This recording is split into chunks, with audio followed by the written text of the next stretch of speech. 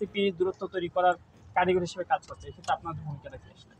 দেখুন, আমরা মনে করি যে গণঅভ্যুত্থান পরবর্তী সময়ে ফ্যাসিবাদ বিরোধী রাজনৈতিক দলগুলোর মধ্যে যে ঐক্যের জায়গা ছিল সেটি অটুট রয়েছে, কিন্তু আমরা দেখতে পাচ্ছি যে এখানে বিচার এবং সংস্কার সবচেয়ে গুরুত্বপূর্ণ একটি প্রশ্ন ছিল। আমরা গণঅভ্যুত্থান পরবর্তী সময়ে আমরা বলে আসছি যে এত বড় একটা গণঅভ্যুত্থান হয়েছে, 2000 প্রাণ ঝরে গিয়েছে, তো যারা এই গণহত্যা সংগঠিত করলো তাদের তো বিচার আমাদেরকে অবশ্যই নিশ্চিত করতে হবে।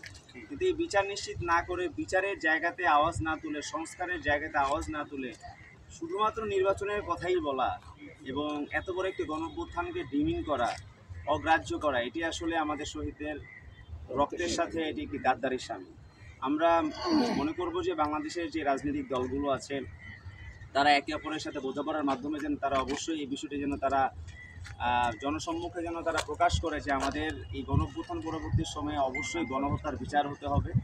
কারণ আমরা মনে করি যে গত 53 বছরে বাংলাদেশের যে বিচার ব্যবস্থা রয়েছে সেই বিচার ব্যবস্থার মধ্য দিয়ে আসলে বাংলাদেশে আমরা শেখ হাসিনা ফাঁসি দেখতে পাবো কিনা, বাংলাদেশের মধ্যে আমরা আওয়ামী লীগের যেই হেভিওয়েট যারা নেতা ছিলেন তাদেরকে যে গ্রেফতার করা হয়েছে, যারা বর্তমানে জেলের মধ্যে রয়েছে, তাদের বিচার আমরা দেখতে পাবো কিনা, এটি আমাদের একটি সংশয়ের জায়গা। কারণ বড় রাজনৈতিক দলগুলো কিন্তু তারা বিচার নিয়ে কোনো কথা বলছে না এবং তারা সংস্কার নিয়েও কোনো ধরনের কোনো কথা বলছে না। এবং ঠিক একই সাথে আমরা দেখতে পাচ্ছি যে নির্বাচন নিয়ে আসলে যে ধরনের রোডম্যাপ চাওয়া হচ্ছে, তারা কিন্তু বিচারের কোনো রোডম্যাপ তারা চাচ্ছে না। অর্থাৎ আমরা বিচারের কোনো রোডম্যাপ আমরা পাইনি। অর্থাৎ আমরা বিচারের রোডম্যাপ চাই, আমরা সংস্কারের রোডম্যাপ চাই। আমাদের রাষ্ট্র গড়ার যে সময়টা আমরা পেয়েছি সেই সময়টা আমরা যেন কাজে লাগাতে পারি, সেই সময়টা আমরা কিভাবে কাজে লাগাবো সেই সংক্রান্ত একটা স্পষ্ট রোডম্যাপ আমরা অন্তর্বর্তীকালীন সরকারের কাছ থেকে চাই।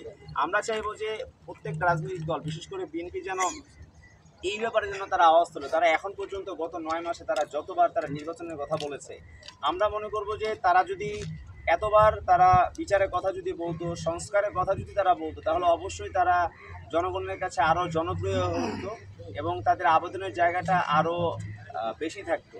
কিন্তু তারা বিচারের কোনো রোডম্যাপ না চেয়ে, সংস্কারের কোনো রোডম্যাপ না চেয়ে তারা নির্বাচনের কথা বলে বলে ডক্টর মোহাম্মদ ইউনূসকে তারা বিব্রত করেছে।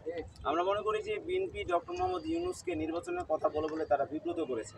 তারা ডক্টর মোহাম্মদ ইউনূসের কাছে বিচারে কোনো রোডম্যাপ চায়নি, সংস্কারের কোনো রোডম্যাপ চায়নি, যার কারণে কিন্তু আমরা রাষ্ট্র গড়ার যে সময়টা, গণঅভ্যুত্থান পরবর্তী সময়ে কিন্তু আমরা ডক্টর মোহাম্মদ ইউনূসকে ম্যান্ডেট দিয়ে কিন্তু আমরা ক্ষমতার মধ্যে বসিয়েছি, এদেশের জনগণ তাকে বসিয়েছে।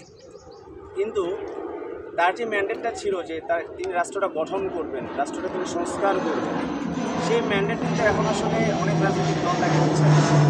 এবং যেসব রাজনৈতিক দল সংস্কারের ম্যান্ডেট, এই রাষ্ট্রকে গড়ে তোলার যে ম্যান্ডেটটা বর্তমানে দিচ্ছেন না, তার এই ম্যান্ডেট নিয়ে যারা কোশ্চেন তুলছেন, আমরা মনে করি যে তারা শহীদদের রক্তের সাথে বেইমানি করছেন, তারা শহীদদের রক্তের সাথে তারা গাদ্দারি করেছেন। আমরা মনে করি যে এই ধরনের বিব্রতকর পরিস্থিতিতে যদি ডক্টর মোহাম্মদ ইউনূসকে যদি ফেলা হয়, তাহলে আসলে বাংলাদেশের জন্য খারাপ কিছু অপেক্ষা করছে। আমরা কখনোই চাই না যে আসলে এই ধরনের কোনো পরিস্থিতিতে বাংলাদেশ পড়ুক। আমরা জানি যে বাংলাদেশের মধ্যে আঞ্চলিক পরাশক্তির যে আধিপত্য, সেই আধিপত্য কিন্তু এখন পর্যন্ত কিন্তু রয়ে গিয়েছে। সেই আধিপত্যর সাথে যারা সম্পৃক্ত হয়ে আমাদের বিচার সংস্কারের কে পেছনে ফেলে যারা শুধুমাত্র নির্বাচনকেই যারা ফোকাস করছে, আমরা মনে করব যে তাদেরকে জনগণ চিনে রাখবে এবং তাদেরকে মনে রাখবে। এবং আমরা মনে করি যে এখন বর্তমানে ক্ষমতা কিন্তু সরকারের হাতে না, এখন ক্ষমতা কোনো রাজনৈতিক দলের হাতে না, এখন কিন্তু ক্ষমতা জনগণের হাতে। এখন যেই ডেমোক্রেটিক ট্রানজিশনের মাধ্যমে যে ক্ষমতায় আসতে যাবে, ক্ষমতা কিন্তু জনগণের হাতেই আছে। সুতরাং জনগণ কিন্তু আসলে সিদ্ধান্ত নেবে যে এই ধরনের বিব্রতকর পরিস্থিতির মধ্যে ফেলার কারণে রাষ্ট্র গঠন করার যে প্রক্রিয়া যে ব্যাহত হলো, কাদের কারণে এই ধরনের প্রক্রিয়া ব্যাহত হয়েছে সেটাও কিন্তু জনগণ চিহ্নিত করে রাখে। সেই জায়গা থেকে আমরা মনে করি বাংলাদেশের প্রত্যেকটি ফ্যাসিবাদ বিরোধী রাজনৈতিক দল তারা অবশ্যই বিচার এবং সংস্কারের জন্য তারা দাবি করে এবং সেই অনুযায়ী যেন তারা সরকারের প্রতি তারা চাপ প্রয়োগ করে, শুধুমাত্র নির্বাচনের জন্য। নির্বাচন আমরা অবশ্যই চাই, কিন্তু সেটা অবশ্যই বিচার এবং সংস্কারের পরে, এর আগে না। এখানে একটা একটা একটা ব্যাপার একটু add করবো। বারবারই দেখা যাচ্ছে যখনই আমাদের বিচারের ব্যবস্থার ব্যাপারটা, সংস্কারের ব্যাপারগুলো আসতেছে, যে একটা একটা দল বারবারই এই জিনিসগুলোকে ঘোলা করতে চাচ্ছে। আমরা যখনই নয়া বন্দোবস্ত নিয়ে নয়া বন্দোবস্তর আলাপটা দিচ্ছি, নয়া বন্দোবস্তের জন্য আমরা কাজ করে যাচ্ছি, তখনই দেখা যাচ্ছে যে একটা দল পুরনো ফ্যাসিবাজ বন্দোবস্ত যেটা আছে এই ফ্যাসিজমটাকে আবার আনার জন্য নাড়াচাড়া দিয়ে আসতেছে। প্রতিবারে দেখা যায় রাষ্ট্রের আসলে যেসব মৌলিক ইস্যুগুলো থাকে, সংস্কার থাকবে, বিচার ব্যবস্থা, এগুলোকে খোলা করে নতুন নতুন ইস্যু ক্রিয়েট করা হচ্ছে, যেন আমাদের মানুষের দৃষ্টিভঙ্গি চাওয়া পাওয়া জিনিসগুলোকে একটু ঘুরিয়ে নেওয়া যায়। কিন্তু আমরা এই টাইপের কর্মকাণ্ডগুলোকে ঘোর নিন্দা প্রকাশ করতেছি।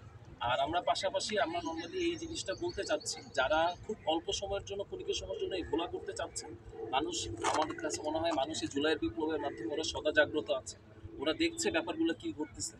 আবার যদি মানুষ প্রয়োজনে, আবার দেশের প্রয়োজনে মানুষ আবার রাস্তায় নামতে পারে, অবশ্যই নর্মালি হচ্ছে এই যে জেনজিরা আবার মানবিক প্রয়োজনে, দেশের সার্বভৌমত্বের প্রয়োজনে আবার রাস্তায় নামতে প্রস্তুত থাকবে।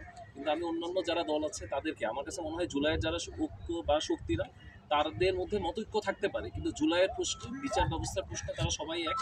আমরা ঘোষণাপত্রের ব্যাপারেও তারা সবাই এক। আমরা আশাবাদী অবশ্যই জাতীয় এসব খুব গুরুত্বপূর্ণ ব্যাপারগুলোতে তারা একমত আসবেন, একটা প্ল্যাটফর্মে আসবেন।